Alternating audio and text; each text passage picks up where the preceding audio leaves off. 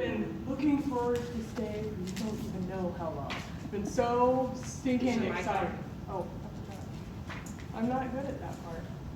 You are good at that part. Hello. There we go. All right. All right. So I actually had, this whole thing started, I had finally, after giving Nancy Ray the cold shoulder and not saying nice things about her because I was mad that she was making me do things that I didn't want to do, I finally had a conversation with her and I said, look, I finally figured it out. I decided what I want to do. I said, I'm going to speak. And she's like, that's perfect. We should do an event together. I'm like, okay. She goes, you want to know why? Why? She said, because I've always wanted to do an event with the name Badass in it, and I can't do that by myself, but with you it makes sense. So we started collaborating little bits at a time, started talking. I started working with a coach as well, trying to figure out where I wanted to be and how I was going to make all this happen. In the meantime, I talked to my mom, and I'm like, so this is what I'm thinking. And she's like, well, duh. Like, I knew you were going to do that all along. Oh, good, because I spent a lot of money on people to tell me what it was that I was going to do. Where was my passion? How was this going to work? So it's definitely been an adventure, an eye-opening experience. But a lot of that honestly comes down to fear. So one of my favorite quotes of all time is Hunter Thompson. And he says, life should not be a journey to the grave with the intention of arriving safely in a well-preserved body, but rather skidding in broadside in a cloud of smoke, thoroughly worn up, and loudly proclaiming, wow, what a ride. I've never been a shy person per se. I've always been a little bit outgoing, but a lot of those activities were not necessarily, not necessarily focused in the right direction. As a matter of fact, I stayed in a very abusive relationship for more than 10 years because I said, dang it, I married for better or worse, and just because I got worse doesn't mean I get to quit. And that was my motto. And I literally believed that with every ounce of my being. So it's not that I haven't been a strong person, I've always been strong. But it wasn't always focused in the right direction. I wasn't always using that fear for good. Sometimes I was costing myself the game just by suffering through my power, right? So we've all got to kind of find our power. So when it comes to facing fear, I thought this was really interesting. I looked at some statistics on facing fear, and death actually ranks number 2 as the biggest fear under public speaking. I thought, what am I doing? I volunteered for this on purpose. I don't know if I'm going in the right direction. So it gave me pause to think. Other people are scared of spiders and snakes and the dark. They're scared of being alone. That's a very common fear for people to deal with. What are some of the fears that you guys face in your business? Not being good enough. Not being good enough? Good. Kylie? Failure. Fear of failure. Yeah, that's a big one. It's also really, actually I find more prominent that people are actually afraid of success. They're afraid that if they actually get where they're aiming to go, then what's next? What happens? You know, if you make it, for all those It Works people, because I talk your language, if you make it to Double Diamond, or if you make it to Ambassador Diamond, what do you do then? Like, is that the end of your story? And it's just not. But a lot of people are afraid to take those actions that they need to take to get there because they're afraid that if they do, that'll be the end of their journey. I know that has definitely been a challenge for me. And I've learned over the years that we really only have two choices. We can either face those fears head on, or we don't. There's really no other option. There's a term, actually, there's a great new book out that I've been reading called Big Magic. And it really made me think about some things that were super important to me. Do I want to live a life of mediocrity and just be average? Or do I want to live a life with magic? That's a whole different ballgame, right? Right? We all want to have the life of magic, but in order to do that, we got to face our fears. So, in 1999, that was the scariest year of my entire life. I had just had a baby in March, gained 83 pounds with that pregnancy. I think I only lost 3 when she was born. It was Y2K. Like, the world was ending anyways. It didn't really matter, right? It just didn't matter. But that particular year was scary for another reason. My daughter, Keisha Renee, had gone out on the playground one afternoon, and she had gone to lunch, and she had recess, and she had gone out to PE. And after all that, and that's a lot of activity going on all at once. And after she had done that, she actually came in and was a little dehydrated and telling her teacher she just didn't feel very well. They took her to get a drink of water, and she kind of passed out and shook a little, kind of had a little mini seizure, and we had no idea what that was all about. And of course we got called and took her to the local doctor in Gooding. I think he was 97 years old. He'd been there his entire life, taking care of everybody. But he looked her over. Everything looked great. It's just an overexertion. She just had a lot of activity all at once. And we totally took that on. Went with that. We had a great summer. Everything went really well. We had lots of playtime, and then school started again, and she loved school. She loved her friends. That was her favorite thing of all time. So school started again, and it wasn't very long into the school year that it happened again. So to back up and give you a little bit of history of why that is so important, is she was born premature. I was only 26 weeks, and she weighed 1 pound and 13 ounces. But she was a fighter.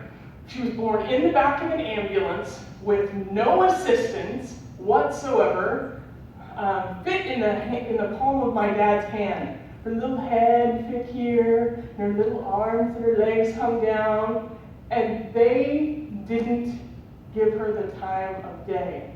They just went ahead and headed to the hospital assuming that she was gone. And that little bird started chirping so loud, like we had no idea what that noise was at first. And then my dad said, "She's crying."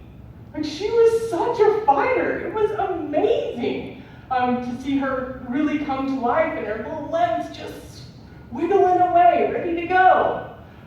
So she survived. She went through the neonatal intensive care unit up here in Boise. She was there for 108 days and came home just awesome. She was 5 pounds and 7 ounces when she got to come home. We got on a feeding tube and oxygen, and we're like, medical unit in the bedroom. But she was definitely a fighter.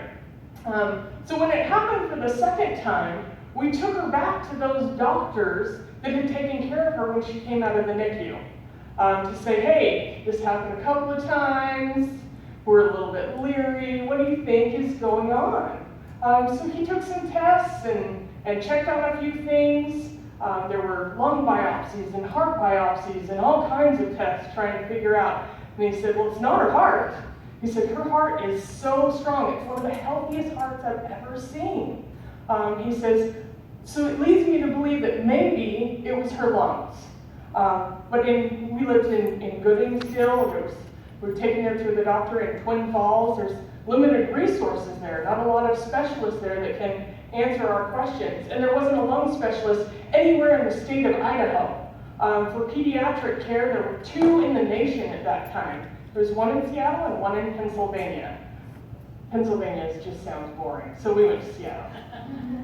So on November 17th of 1999, we flew over to the Seattle Children's Hospital. Keisha was so excited and so scared all at the same time. She'd never been on a big airplane before. She'd never seen a big city.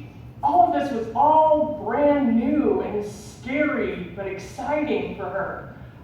If you've never been to the Seattle Children's Hospital, they are super awesome people. We did, they did some running tests and other things, got us involved, and then we took off for afternoon lunch. We went to McDonald's, we played in Playland, all of that fun stuff that you do. And when we came back, the doctor set us down in a room and he said, "Do you have any idea how serious this is?" And I, being my jovial, joking self, said, "No, what you got for us? That's why I came here." He said, "She'll never leave here." In that moment, I was frozen with fear. My child's life hung in the balance, and there was nothing I could do about it. It took me about 10 seconds, and then I went, "Oh, well, this isn't going to work. We're going to have to figure this out because we're survivors in this family, and we are going to do this. What do you got? What do you got for us? We're going to make this happen." And he had some experimental medication, and we really took off with that and gave it our best. But the point is that there's so many opportunities for us to take that fear and harness it and transition it from a paralyzing fear into a fighter fear. But in that transition, you have to be aware of what you're doing. When I was being abused in a domestic violence situation, I used that fear and that power to hold me back. But in this situation, I used that fear and power to do some research and find out what our options are and ask lots of questions, and we're going to go after this and make it happen, no matter what. So a little bit about the science of fear. So real or perceived? Obviously real fear, you're standing on the edge of a cliff, right? And your foot slips, and you have got to figure out a way to get back up on the top of that cliff, right? Because your life is in the balance. Perceived fear, you're huddled down in a blanket, watching The Shining, and those girls going, "Red rum, red rum." Those scary moments. All of it actually creates the exact same physical response. It doesn't matter whether you're afraid of something in your business. It doesn't matter whether you're afraid of something in your personal life. It doesn't matter. All of those things create the exact same fear response. Your job, what makes the magic happen, is figuring out how to harness that fear and take it to create something better. Move it yourself into a different direction. Make it work. I have, my thoughts on how everybody says fight, flight, or freeze. I have attached some names to it so that I know when I feel it exactly which direction I'm going to go. So obviously if I'm fighting in fighting mode, that's my ninja. If I just want to fly and get away from it, which I'm going to tell you, I went rock climbing, indoor rock climbing. I don't like that at all. I do not like that at all. The descent is fine. Going up, I don't like that. And I definitely wanted to fly. I'll actually post a video. They did film me for that, and I got about 3/4 of the way up, and I said, "Okay, I'm done. I went down. Let me down." So it was a pretty eye-opening moment, though, because I was at a retreat in which I had just talked about fear, and here I was terrified out of my mind because it was something I just never tried before. I don't get on ladders to do Christmas lights, and I don't indoor rock climb. Those are things that are just not going to happen. I've tried them. I faced those fears. They're still there. We're going to keep them at bay for now until I have a little more bravery. And then, of course, the freeze response. You know, it's that moment where you haven't yet processed that fear, and you're just frozen. That's my Olaf. I have to think about him so I can keep a sense of humor about not being able to move forward right there. So a couple of ways to kick fear in the rear. So number one, obviously, is to identify and isolate the fear. You'll notice the same fear response. You sweat, you get tacky palms, your hands start to shake, you know, whatever that reaction is. It's a little bit different for everybody, but basically the same internal response happens. You get warm. I'm awfully warm up here right now, I'm not gonna lie. So you have exactly the same fear response. So once you do that, you just have to analyze it. You have to say, okay, I am having a fear response. What is the absolute worst thing that can happen right now? What is the absolute best thing that can happen right now? How can I make this a better resolution? What can I do to minimize that threat? And if you're paralyzed, if you're frozen like Olaf, you just have to ask yourself, why? Why am I afraid of this? What can I do differently? Keep asking yourself why over and over and over again until you get to the core of that reason. All right, number two, don't be afraid to be laughed at.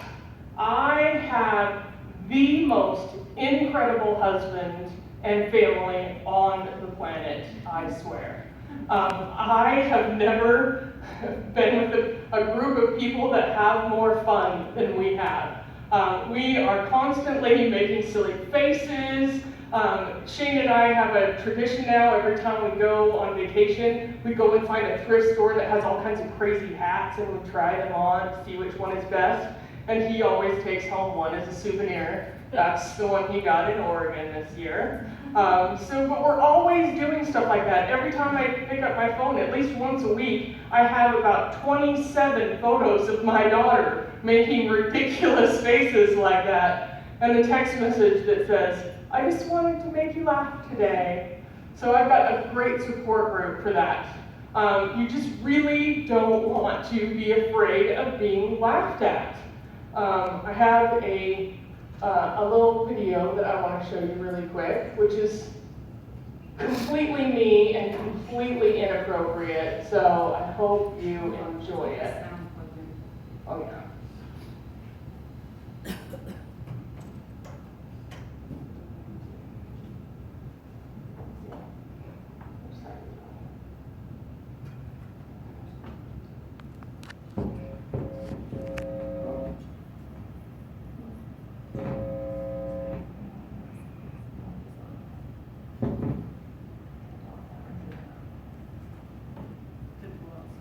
It didn't blow up, yeah. That's a good sign.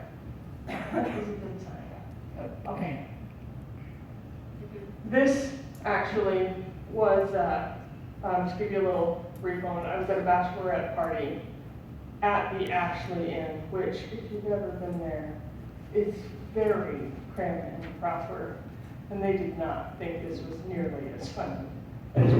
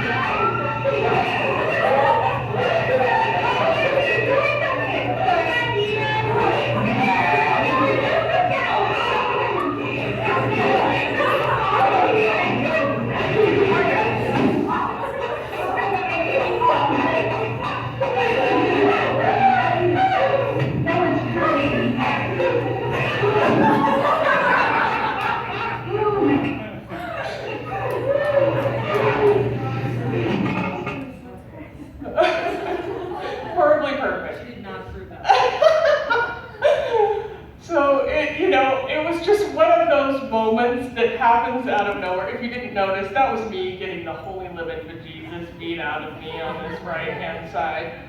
But it was one of those moments, and the people were just almost mortified. And I will never forget that moment.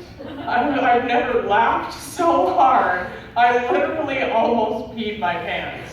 But if, there was a couple of girls that you don't see here because they were like, oh no, we can't do that. We can't be, we can't get involved, and that's just wrong. And I felt really bad. They were kind of that way all weekend. And they kind of got excluded from most of the things that we were doing because they didn't want to play. They were too concerned about how they might look or what people might say to break out of their shell and do something that just was a whole lot of fun. We just had a great time. There were also the ones that wouldn't get in swimsuits at the hot springs. I mean, it's the hot springs. Like there's all kinds of people there, kids and men and women, and it was a very innocent. They were like, oh no, I haven't tanned, or I haven't, they're really concerned about how they looked before they would do anything. So number 3, don't be afraid of failure. One of my favorite things, my favorite quotes by Wolfgang Puck. He says, I learned more from the one restaurant that didn't work than from all of the ones that were successes. He is an amazing, incredible chef, but he definitely took the opportunity to learn from that experience that didn't work out. For me, the experience that didn't work out was It Works. I joined It Works almost a year ago, a little over a year ago, and kind of on the whim of, I didn't want to talk to Nancy Ray anymore, so I was finding out something else that I wanted to do to see if I could push past those fears and get into a group of people that was different from what I had been experiencing. I had been a real estate agent for 10 years, and I was so burnt out. It wasn't that I didn't love my job. I loved the people that I got to work with, but I had an individual, a woman, who came up to me during a build job meeting and literally put her hands on her hips, and she stomped her foot, and she said, I am not having that tile in my kitchen. And I just went, this isn't what I want. I don't want to do this. I don't want to put up with pretentious people. I don't want, this isn't what I got in this business to do. First-time home buyers, send them to me all day long. I love them. They're open. Their eyes are ready to experience new things. They're excited for their journey. But I definitely was burnt out on the money makers, the stuff that would actually make me a living. So I was looking for something else. And I joined It Works. At first I wasn't super into it. It took me a little while. I don't think I actually volunteered. That just kind of happened. Kylie said, you're doing this. And I am ever, ever, ever grateful for that moment. It taught me so much. I went all in. I cleaned out my closet of everything that wasn't black, green, or bling, period. I cleaned it all out. I literally, for over 6 months, I didn't wear any other colors. I was all in. I was posting on Facebook, posting on Instagram. I literally was doing all of the things that you're supposed to do. But you know what? I was just following the script. I didn't have any passion behind it. It wasn't a dream. I couldn't make it happen. I couldn't figure out why I wasn't moving forward. And then I started to build a team. And you know what? Those teammates, those people that were underneath me, that listened to me with such joy and excitement and wanting to know. I could teach those people all day long. That is where my excitement was. I absolutely loved those moments. But I was failing in the business. I had been in it for almost 9 months, and I had barely made one promotion. I wasn't selling because I didn't love it. I didn't have the passion that I knew I needed to have and that I knew I needed in order to lead other people. But I had the passion to lead other people. So that experience, that failure, led me to where I am today. It pointed me in the direction of finding out that I did want to lead people. I just had to find my own way. I had to find my own route to share. And I started reviewing my life history and talking to other people and found out that as I shared those stories one-on-one with people or in a small group, that I was already changing people's lives and providing inspiration based on my history, the things that I've been through and succeeded through. I've been an entrepreneur and haven't taken a paycheck for 11 years. And I still pay my mortgage payment. And a lot of people, that alone, that jumping off into entrepreneurship is a really, really scary thing.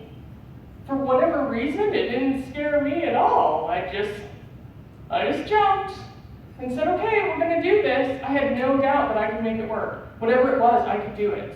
I remember actually the interview that I had. I was trying to refinance my house after the divorce, and the builder had about $7,000 on a second. I needed him to resubordinate that loan so I could refinance the house. And he said, well, what are you going to do? And I said, well, I'm working part-time right now, but I'm gonna make it work, but I have to have this house refinanced or I can't make the payment. And he didn't want to do it. But, I begged and groveled, and so finally he did. Plus I was, in my 20s and I was still cute, so I could bat my lashes at him. I did get him to refinance the house, and he called me a couple of weeks later and he said, have you found anything full-time? And I said, no, but I'm still looking, and still working about 35 hours a week, so I'm using everything that I can. And he said, well, I've got an opportunity as a real estate assistant. Have you ever thought about that? And I said, is it full-time, and how much does it pay? Because I don't care what it is, I can do it. I can do whatever it is. Whatever that job entails, I will make it happen. And he laughed at me and he says, I can't get you the job, I can get you an interview. So I went and interviewed, and of course I got the job because I'm super charming and said, hey, are you doing a newsletter? What are you doing in marketing this direction? And blah, and they're like, okay, you can come over. Yeah, we'll make this work. So even though I had zero real estate experience, I had been in the corporate environment at Hewlett-Packard for so long, I knew enough about marketing and sales to get my foot in the door. That's how that all started with real estate. And I literally took off from there, and I've never looked back. Never looked back. So definitely don't be afraid of your own failure, because anytime you fail, it's the ultimate learning experience. So number 4, and this is probably the most important fear buster that I use, develop and nurture your friendships. I know that doesn't sound like anything that you're going to beat fear with, but I promise you, if you are diagnosed tomorrow with a terminal illness and you need the support of people around you, those friendships are going to be like a floodlight in your pathway. They are going to be the people that you want around you to support you, take care of you, make sure that spark doesn't go with you. I've had, one of the things when I was in that domestic violence situation is I really had no friends, and I had cut off my family almost entirely. As a matter of fact, the would-be abuser spit in my sister's face, and my response for that, when she had him thrown in jail, was to not speak to my family. That was the choice that I made. Because you're so blinded by some of those things. But I had no one else. I didn't surround myself with friends. I then, put myself in a box where only he could get to me. And you become kind of brainwashed. So you need to make sure that the kind of people that you're surrounding yourself with are the right people, the ones that are going to lift you up and take you on the journey with them. Those are the people you want to surround yourself with. As you can tell, I've now cultivated quite an eclectic group of people from my journeys. This year, I decided that out of nowhere, I was going to dance. I don't know where that came from. I think I tapped when I was 7 years old. I have zero experience. I'm uncoordinated to all get out. But I decided I was going to dance. So I went on the second day of January and tried out for a dance team, and I am now the Cherry Farm Bombshell. So that's been a super fun experience. I love those girls, people that I would have never met had I not stepped outside my own comfort zone and tried out. The other really big, at least physical fear that I faced this year, I had a friend of mine who passed away last year from cancer. But she and myself and a whole bunch of other friends had gone to a couple of roller derby bouts, and we loved it. We absolutely loved it. And she kept saying, "Wendy, you're such a badass, you should totally do that." And I'm like, "You're out of your tree, lady. Like, this is so not gonna happen." And it just so happened that this spring, when I was scrolling through my Facebook newsfeed, the 1-year anniversary of her passing came up, and the post right under that was tryouts for roller derby. I'm like, well, geez, fine. If you're gonna yell at me still, I guess I'll do it. So I tried out for roller derby, made it all the way through my 10 weeks of training, and the day before team tryouts, I managed to break my tailbone. So that was super fun. But you know what? I have a whole bunch of girls that I still keep in contact with from that team. And I absolutely support them, I love them, I hang up their posters. Just because I'm not on the team doesn't mean that I haven't